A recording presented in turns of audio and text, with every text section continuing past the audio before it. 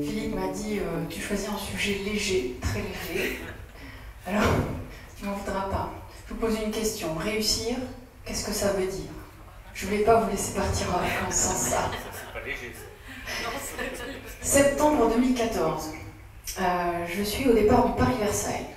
Ça fait 10 ans que je pratique la course à pied, j'ai couru des semi-marathons, quelques trails, mais je n'ai encore jamais couru le Paris-Versailles. Le Paris-Versailles, pour ceux qui connaissent, c'est une course qui n'est pas très longue, c'est 16 km, mais elle est un peu technique, parce que sur la moitié du parcours, ça grimpe. Voilà. Et donc je suis ravie d'être à cette nouvelle course, je vais faire quelque chose de nouveau, j'adore ça. Et je me fais à nouveau une réflexion, c'est que depuis quelque temps, je trouve au départ des courses chronométrées de plus en plus de jeunes. Quand j'ai commencé à courir, il y a 10 ans de ça, c'était plutôt un sport de vieux, la course à pied.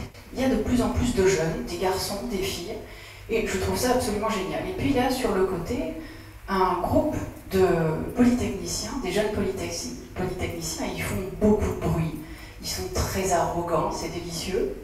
Et puis il y a ce jeune homme blond, ce mignon, il me regarde comme ça, et je vois qu'il va me parler. Et il s'approche de moi, à un moment donné, il me dit « Et vous, madame, c'est quoi votre objectif ?» Alors, je commence par digérer le madame. Et puis après, je lui fais la réponse suivante. Je lui dis « Tu sais, moi, cette course, je ne l'ai encore jamais faite. Je suis déjà super contente d'être là. L'objectif, c'est d'aller au bout, parce que si je pense que je vais pas au bout, je ne prends pas le départ. Ça sera déjà une victoire. Et puis, je sais que ça va être difficile. Mais j'ai l'intention de prendre au passage un maximum de plaisir et de sensations. Et puis surtout, tu sais, j'ai envie de franchir la ligne d'arrivée sans être complètement détruite. Parce que j'ai une vie après la course. Il y a une famille qui m'attend. Et quand je vais rentrer à la maison, il y a mon fils Tommy qui va arriver vers moi et qui va me dire « Maman, viens jouer avec moi !» Alors je vais arriver avec ma médaille, tout ça. Je lui dis « Regarde Tommy, ta maman c'est une championne. Elle a gagné une course, elle a gagné une médaille. » Alors il va prendre la médaille, il va la poser à côté, et puis il va me dire « Maman, viens jouer avec moi. » Et à ce moment-là, normalement, je lui dis « Tommy, va voir ton père. » Et à ce moment-là, je me rappelle que je ne vis plus avec son papa. Et ça m'inspire plusieurs choses. La première chose, c'est qu'on n'est pas trop de deux pour mener une famille. 2, 3, 4, 5, allons chercher de l'aide pour faire grandir nos enfants. Et puis la deuxième question qu'on se pose tous, hommes ou femmes maintenant, on se pose les mêmes questions, c'est comment on fait pour réussir toutes les courses qu'on a envie d'entreprendre aujourd'hui, à la fois nos courses personnelles, mais comment fait-on pour bien courir ensemble? Ça, c'est une vraie question. Comment vous m'expliquez qu'on réserve souvent le temps le plus pourri aux gens qu'on aime le plus? Quand je ressemble à rien, quand j'ai plus d'énergie. Comment on peut m'expliquer ça? À quoi ça sert d'être le premier, d'être un champion du monde, s'il n'y a personne qui m'attend sur la ligne d'arrivée, et puis s'il n'y a personne non plus qui est sur le bord du chemin pour faire mes supporters? Donc ça, c'est une vraie question. On a parlé de génération Y, Z et suivante.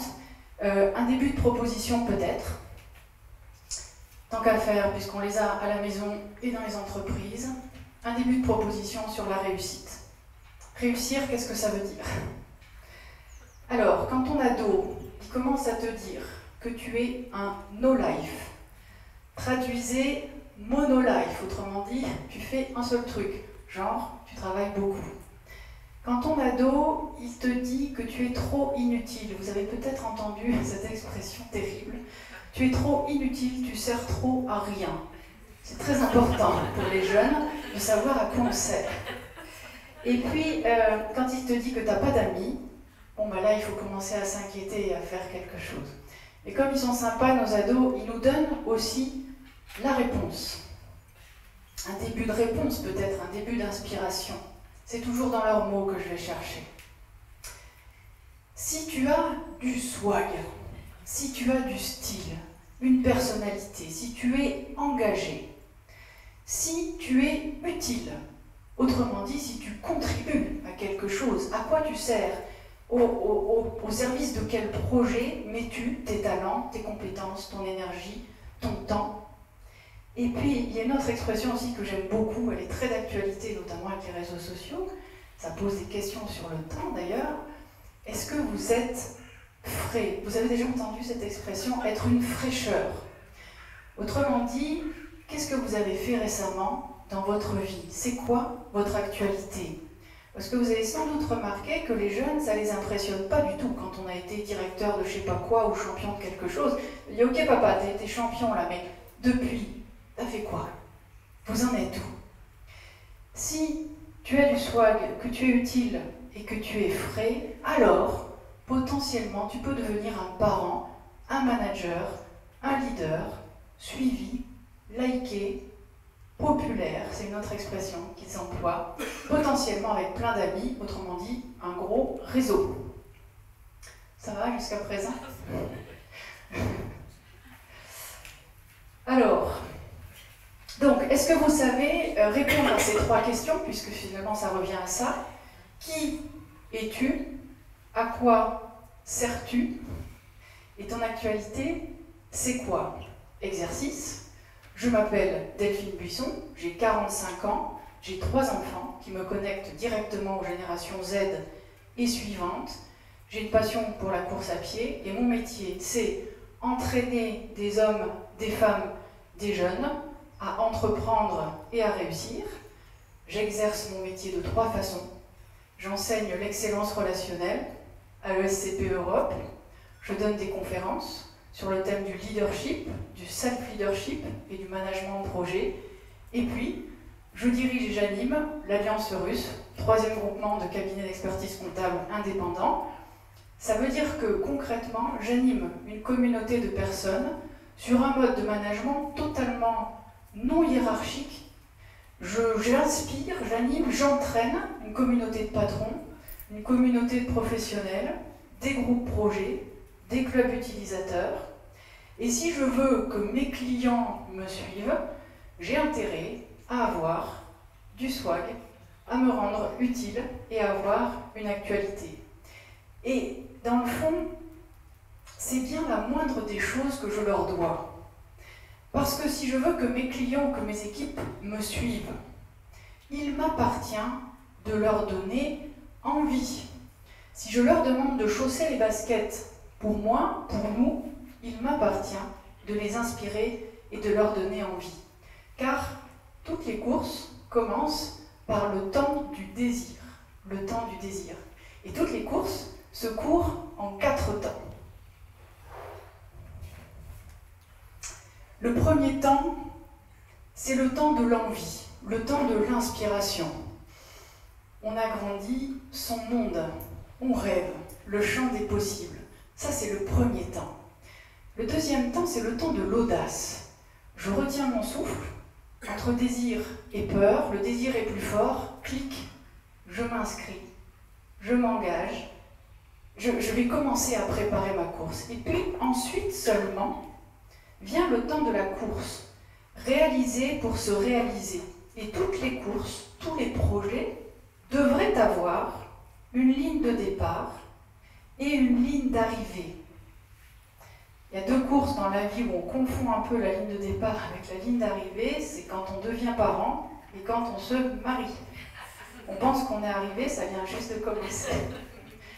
Au milieu de la course, tout le temps, le coureur sait qu'il aura des temps forts et des temps faibles, et que c'est normal, et on aura aussi des temps solidaires, des temps collectifs et des temps solitaires, parce que personne ne peut courir la course à notre place.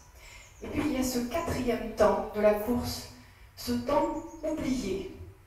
Et pourtant, c'est là souvent que se loge le sentiment de réussite. c'est le temps que j'appelle le temps de la transformation. C'est le temps où je récupère. Les kilomètres que j'ai parcourus deviennent de l'expérience. J'ai appris, j'ai transformé ces kilomètres en compétences, en savoir, que j'utilise pour moi ou pour les autres, mes enfants, mes équipes, ceux que je fréquente, le temps de la transformation. Et c'est aussi dans ce temps-là que je vais m'apprêter à choisir la suite, que le prochain désir émerge. Vous aurez noté que réussir rime avec choisir, choisir de réussir, choisir pour réussir, et puis choisir son modèle de réussite. Réussir, qu'est-ce que ça veut dire pour vous? Allez, j'en ai un dernier, une dernière histoire, ça va jusque-là? Alors, vous avez certainement entendu cette expression incroyable, quand on veut, on peut, qui est une traduction tout à fait erronée de l'anglais, qui dit la chose suivante: When there is a will, there is a way. Là où se pose une intention, un chemin émerge. Vous sentez la différence? Je peux vous dire que le créateur de cette affiche n'est pas un runner, pas du tout. Je suis au 32e kilomètre le 3 avril dernier, c'est le marathon de Paris, ma tête a bien envie de finir, mais mes jambes, elles ne sont pas d'accord. D'accord? Le coureur n'est pas un être raisonnable.